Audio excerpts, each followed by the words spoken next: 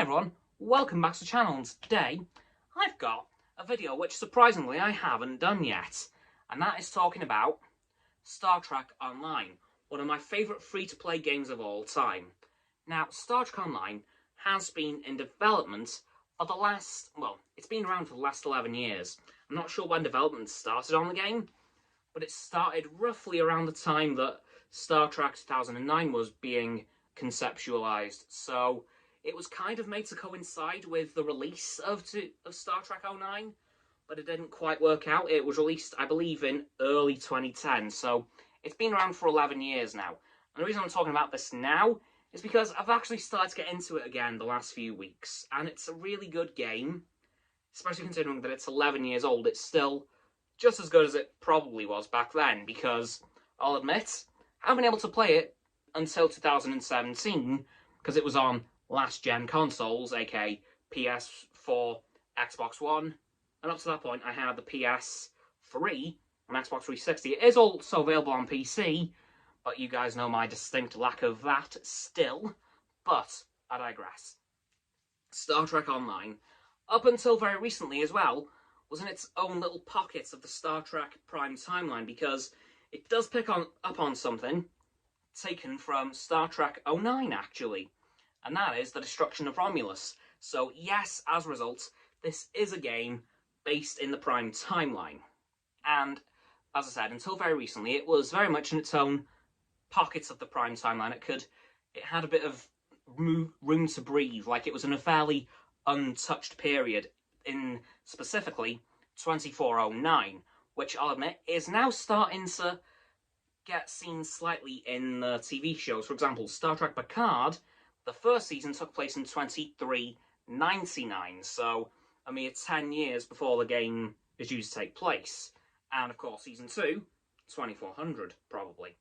So, we have that, and I've got to say, it's a really interesting period of time in Star Trek, because up to today, the game goes from 2409 to 2411, so that's 2 years in the Star Trek timeline taken up by a game that's been around for the last 11 years.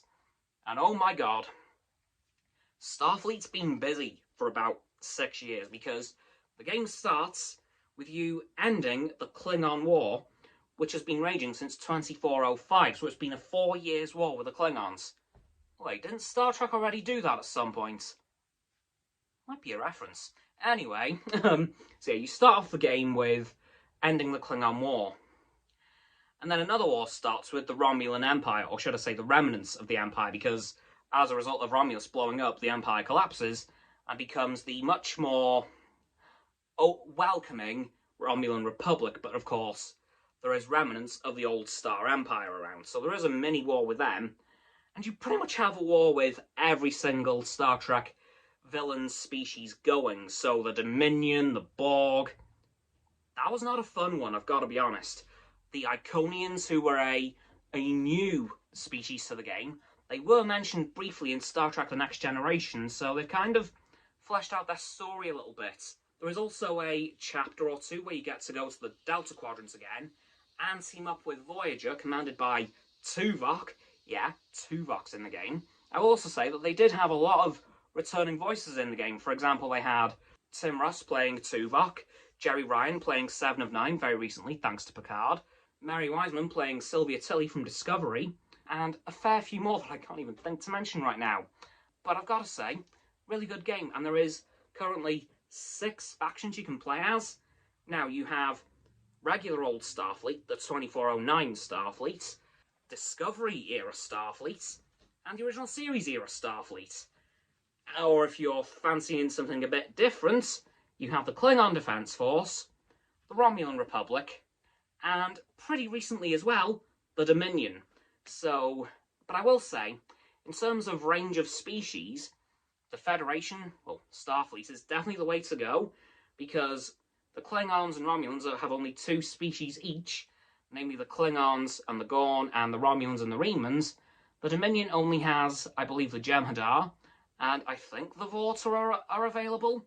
I'm not too sure. I haven't played the Dominion, nor have I seen too much of them. But Starfleet, in terms of their range of different species you can play as, is definitely bigger than the rest. Like, Federation at its peak was at 300 member planets. I mean, is that good or is that good? But anyway, I've got to say, really good game. And they don't exactly shy away from bringing in old content from times past. You can literally use any uniform that's ever appeared in Star Trek. Of course, the game does have its own uniforms, being based in its own little period of time within the timeline. Again, same goes with ships. You can even choose ships from the future now, thanks to Star Trek Discovery going into the future. So you can get ships from the 32nd century, although at the moment there isn't very many of them because they're only just being added. In fact, they've only done, I believe, the class that was the USS Nog. Don't remember what that is. No, sorry, they've done the 32nd Century Intrepid class, which they've called the Janeway class, and the 32nd Century Constitution class, called the Kirk class. Yeah, they've gone real imaginative on these names, but I can't blame them. But honestly, this game is well worth checking out because for 11 years of content, there's a hell of a lot to this game. There's, as I mentioned, honestly, there is a reference to every show throughout this game. Whether it's a full-blown campaign kind of dedicated to that show, like there was the Delta Quadrant campaign, which is obviously a reference to Voyager. There's an original series era campaign, which, well, but the one that's got the least amount of exposure is Enterprise. In fact, they have had a campaign dedicated to them, but they've had the least amount of attention, which is kind of sad, really, because as much flack as Enterprise gets, it's okay. It's a pretty good show. It's definitely not Star Trek's best, but it isn't terrible. So I do wish they put more Enterprise content in, but at the moment, they're very much focused in on Discovery and Picard, which, hey, can't blame them, you know. They're pretty big. I'm sure Lower Decks will have something in there eventually. And Prodigy, which has now started, by the way. But there is so many things to do in this game and so many ways to customize the things you have. Like, you can customize your uniforms until you're blue in the face. And your ships as well. Like, they do have some variants of each class, and you can actually mishmash parts. So, like, for example, the Constitution class, aka the original series Enterprise, they've got some 25th century variants of the Constitution. And if you want to start to mash bits together, like you have the original Constitution class, Saucer, and the Endeavour class nacelles, you can do that. You can literally mesh and mash parts together, which is really cool, and recolor them. So if you're not liking the normal Federation grey, you can actually update it if you want to make your ship blue, green, whatever you want. It's up to you, really. And I will say there is some interesting stuff coming to the game thanks to the Khitomer Alliance, but I shan't spoil that because I don't know too much about it myself. Anyway, guys, that's going to do it for this video on Star Trek Online. If you want to learn any more about the game, I'll leave a Star Trek Online fandom wiki in the description. And if you want to go buy the game, I might leave a couple of links to download it in the description as well, namely the PS4, Xbox, and Steam links to the game. And yeah, that's it for this video. So as always, people, don't forget to like the video, subscribe to mine, Roxanne's, and Frost's channels. Links are in the description. My sub button is down there. Yeah, that big red one, unless you've already subbed. Then it's grey. Thanks for that, by the way. And once you've done that, don't forget to click all three of our bell icons, get all three sets of our notifications. Comment as well, because why not? And let me know if you're getting this game, or if you've already played it and what you think of it. Once you've done that too, don't forget to follow me on all my social medias.